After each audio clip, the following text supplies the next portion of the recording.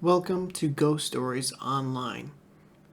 This week we have returned to my hometown and we will be hearing a story about Hell's Herder. Lake Ontario, into which the Genesee River feeds, is the only Great Lake with a natural passage to the Atlantic. It was famous to the Iroquois as the home of their great horned snake, which was sort of an anti-being to their thunder god.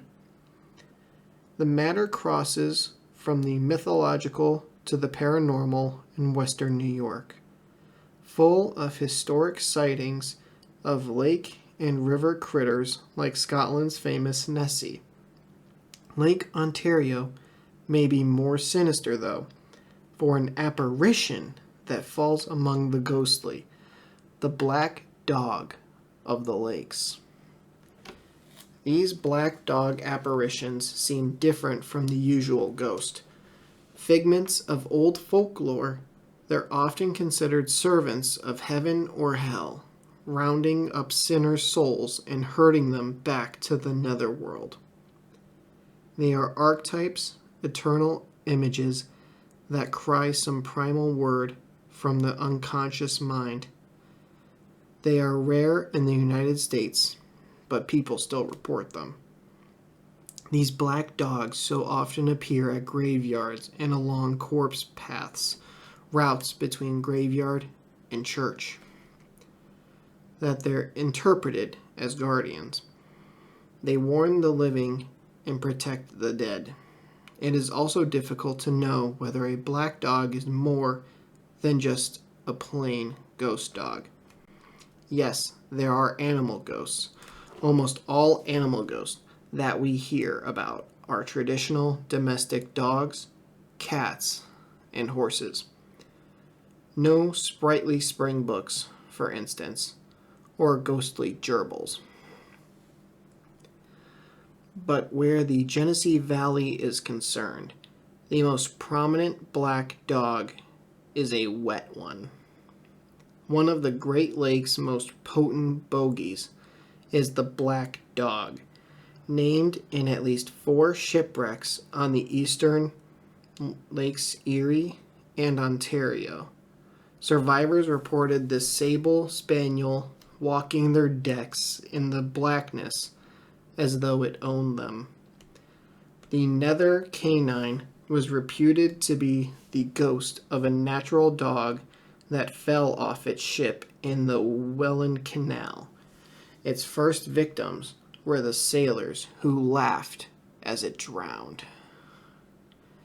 A couple Ontario tales are making their rounds.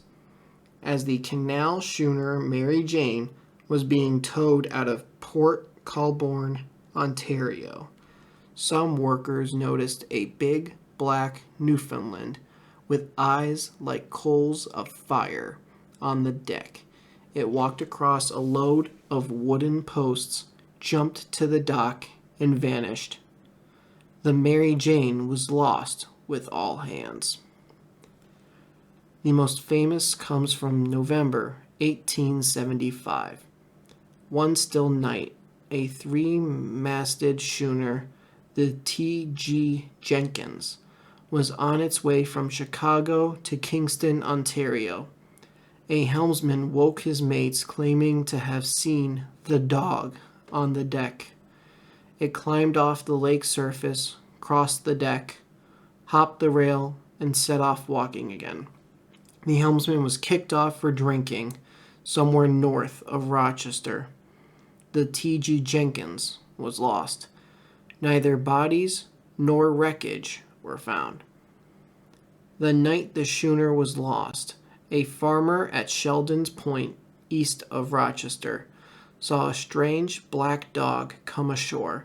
Its hair was matted, and its hindquarters trailed as if paralyzed.